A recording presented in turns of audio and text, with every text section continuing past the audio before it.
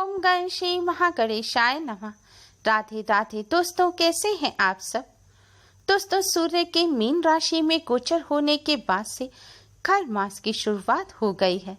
ज्योतिष शास्त्र के अनुसार नवग्रहों के राजा सूर्य जब जब देवताओं के गुरु बृहस्पति देव की राशि धनु और मीन में गोचर करते हैं तब तब खर मास लगता है।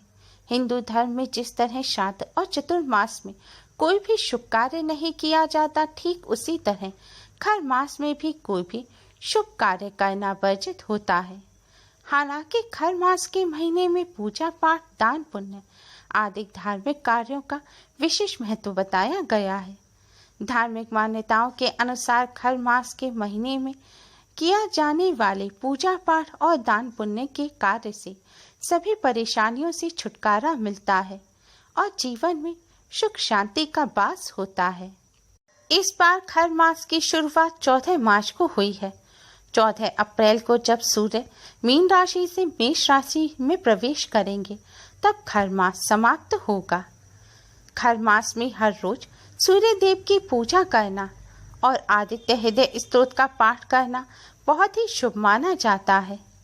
इस माह में लक्ष्मी नारायण की पूजा करके विष्णु सहस्त्र नाम का पाठ करना और दान पुण्य का कार्य करना विशेष फलदायी माना गया है।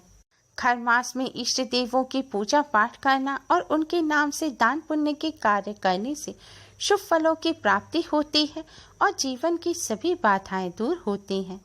खर मास के महीने में गरीब व जरूरतमंदों को मदद करने से देवी देवता प्रसन्न होते हैं और घर में माँ लक्ष्मी का वास होता है।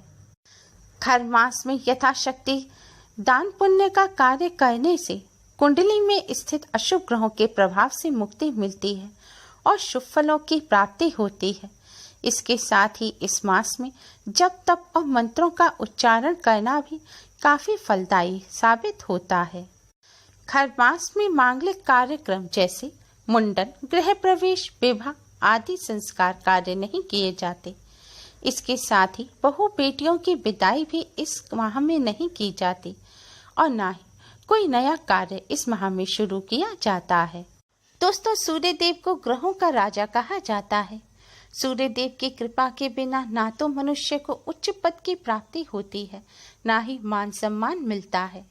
किसी भी कार्य में सफलता के लिए भी सूर्य देव को प्रसन्न करना अति आवश्यक है। खर मास सूर्य देव को समर्पित होता है। इस माह में सूर्य देव की पूजा करने से सूर्य देव अति शीघ्र ही प्रसन्न हो जाते हैं।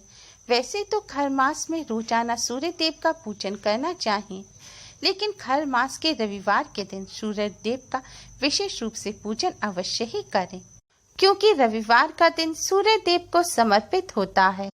सूर्य देव का पूजन करने के लिए रोज सुबह सूर्योदय के समय सूर्य देव को जल अर्पित करना चाहिए।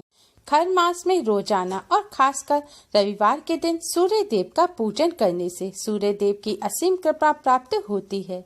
सूर्य देव के साथ साथ भगवान विष्णु, माँ लक्ष्मी जी और पितृदेव का भी आशीर्वाद प्राप्त होता है और समस्त कष्टों से मुक्ति मिलती है। समस्त सृष्टि के ऊर्जा और प्रकाश का कारण सूर्य ही है। सूर्य को स्वास्थ्य, राज्य, औषधि, पिता तथा खाद्य पदार्थ का कारक माना जाता है। सूर्य देव से नाम, यश और राज्य पर मिलता है। किसी भी तरह की स्वास्थ्य की समस्या के पीछे सूर्य ही होते हैं। सूर्य देव के मजबूत होने से जीवन की लगभग हर समस्या हल हो जाती है। सूर्य देव को प्रसन्न करने का और उनका आशीर्वाद पाने का सबसे आसान तरीका होता है सूर्य देव को जल चढ़ाना, सूर्य देव को अर्घ्य देना। अर्घ्य देने से सूर्य देव हर तरह से अनुकूल हो जाते हैं। सूर्य देव को देखते हुए जल चढ़ाने को अर्घ्य देना कहा जाता है।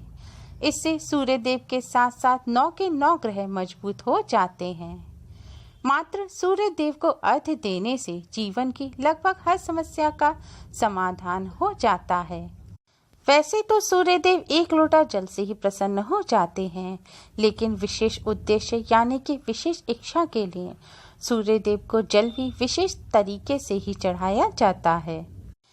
अगर आप विद्यार्थी हैं, आप मेहनत तो बहुत करते हैं, लेकिन परीक्षा के अंक आपके अनुकूल नहीं आते। आपका पढ़ाई में मन नहीं लगता या पढ़ा हुआ ज़्यादा देर याद नहीं रहता, तो आप सूर्य देव को जल चढ़ाते समय जल में नीले रंग के पुष्प डालकर सूर्य देव को जल अर्पित करें। इससे पढ़ाई में मन लगता है, एकाग्रता बढ़ती है और शिक्षा में सफलता प्राप्त होती है। अगर आपको कोई रोग है, आपके ऊपर नकारात्मक ऊर्जा हावी रहती है, आलस रहता है, कुछ करने का मन नहीं करता, तो आप जल में रोली या लाल चंदन मिलाकर सूर्यदेव को जल चढ़ाएं। ऐसा करने से रोगों से मुक्ति मिलती है, ऊर्जा का संचार होता है और नकारात्मक ऊर्जा दूर होती है। अगर आपके विवाह में रुकावटें आ रही हैं या वैवाहिक जीवन सुखमय नहीं चल रहा, कोई समस्या आ रही है, तो आप जल में हल्दी मिलाकर सूर्यदेव को जल चढ़ाएं। ऐसा करने से शीघ्र विवाह के योग बनते हैं, वैवाहिक जीवन सुखद होता है। अगर आप नौकरी की तलाश कर रहे हैं, नौकरी नहीं लग रही है, इंटरव्यू में सफलता नहीं मिल रही है या व्यापार में उन्नति नहीं हो रही है, तो आप जल में लाल गुड़हल का फूल डालकर इससे सूर्य देव को जल चढ़ाएं। ऐसा करने से इंटरव्यू में सफलता मिलती है, व्यापार रोजगार में आ रही रुकावटें दूर होती हैं। अगर आप पर पितृदोष है, तो पितरों को प्रसन्न करने के लिए, पितृदोष के निवारण के लिए आप जल में थोड़े से काले तिल और थोड़े से साबुत चावल मिलाकर सूर्य देव को जल चढ़ाएं। ऐसा करने से पितृदेव प्रसन्न होते हैं, पितृदोष से भी मुक्ति मिलती है और पितरों का आशीर्वाद प्राप्त होता है। धन, यश, सुख, समृद्धि, उच्च पद की प्राप्ति के लिए और जीवन की समस्त परेशानियों को दूर करने के लिए सूर्य देव को जल चढ़ाने के लिए जल के लोटे में 1 चुटकी हल्दी डालें, 1 चुटकी रोली या फिर लाल चंदन डालें, थोड़े से साबुत चावल डालें और थोड़ी सी शक्कर डालें और 2 लाल रंग के फूल डालें। अब इस जल से सूर्य देव को जल चढ़ाएं। आप अपनी विशेष इच्छा की पूर्ति के लिए अपनी इच्छा के अनुसार इन चीजों को सूर्य देव को जल देते समय जल में डालें और फिर सूर्य देव को जल चढ़ाएं। लेकिन ध्यान रखें, सूर्य देव को जल सही विधि से ही चढ़ाएं, तभी आपको जल चढ़ाने का पूर्ण फल प्राप्त होगा। तो आइए जानते हैं सूर्य देव को जल चढ़ाने की सही विधि क्या है और सूर्य देव को जल देते समय किन किन बातों का ध्यान रखना चाहिए। वैसे तो आप सूर्य देव को जल किसी भी समय चढ़ा सकते हैं, लेकिन सूर्योदय के समय जल चढ़ाना सबसे ज्यादा शुभ माना जाता है। धार्मिक मान्यताओं के अनुसार सूर्य की रोशनी जब चुभने लगे तब जल देना अनुकूल नहीं होता। सूर्य देव को जल स्नान करने के बाद ही चढ़ाएं। सूर्य देव को जल तांबे के पात्र से ही चढ़ाएं। जल चढ़ाते समय हो सके तो लाल रंग के वस्त्र धारण करें। जल चढ़ाने के लिए सूर्य देव की तरफ मुख करके खड़े हो जाएं।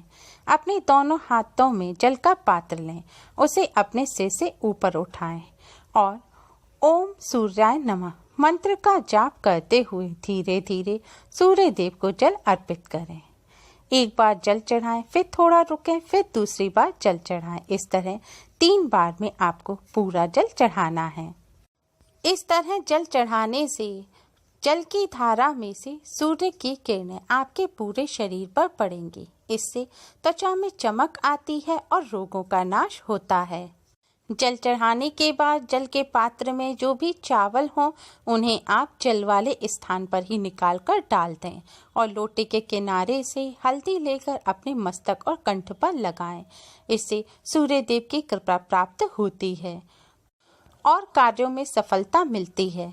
इसके बाद अपने स्थान पर खड़े होकर ही क्लॉकवाइज 3 बार घूमकर सूर्य देव की परिक्रमा करें। परिक्रमा करते हुए भी सूर्य देव के मंत्र ओम सूर्याय नमः का जाप करते रहें। परिक्रमा करने के बाद सूर्य देव की तरफ मुख करके बैठ जाएं और सूर्य देव के गायत्री मंत्र ओम भास्कराय विद्महे महातेजाय धीमहि तन्नो सूर्य प्रचोदयात् का 108 बार जाप करें। मंत्र का जाप करने के बाद भगवान सूर्य देव को प्रणाम करें और उनसे अपने सभी कष्टों और दुखों को दूर करने की प्रार्थना करें। धार्मिक मान्यताओं के अनुसार इस विधि से सूर्य देव को जल अर्पित करने से सूर्य देव की कृपा से सभी कष्टों और संकटों से मुक्ति मिलती है। धन, यश, सुख, समृद्धि, उच्च पद की प्राप्ति होती है। नौकरी व्यवसाय में आ रही रुकावटें दूर होती हैं, क्योंकि सूर्य देव सभी ग्रहों के स्वामी हैं। सूर्य देव की कृपा के बिना व्यक्ति को सम्मान नहीं मिलता, यश नहीं मिलता और उच्च पद की प्राप्ति भी नहीं होती। किसी भी क्षेत्र में सफलता सूर्य देव की कृपा से ही प्राप्त होती है। इसलिए अपने जीवन को सुखमय बनाने के लिए सूर्य देव का पूजन अवश्य ही करें। सूर्य देव के पूजन से पंचदेवों के साथ साथ सभी नवग्रहों और पितृदेव की भी कृपा प्राप्त होती है।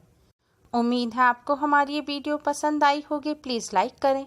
हमारी इस वीडियो को अपने फ्रेंड्स और रिश्तेदारों में ज़्यादा से ज़्यादा शेयर करें, जिससे वह भी इसका लाभ उठा सकें। हमारी और भी वीडियोस के लिए हमारे चैनल को सब्सक्राइब करना ना भूलें। Thanks for watching. Radhe Radhe.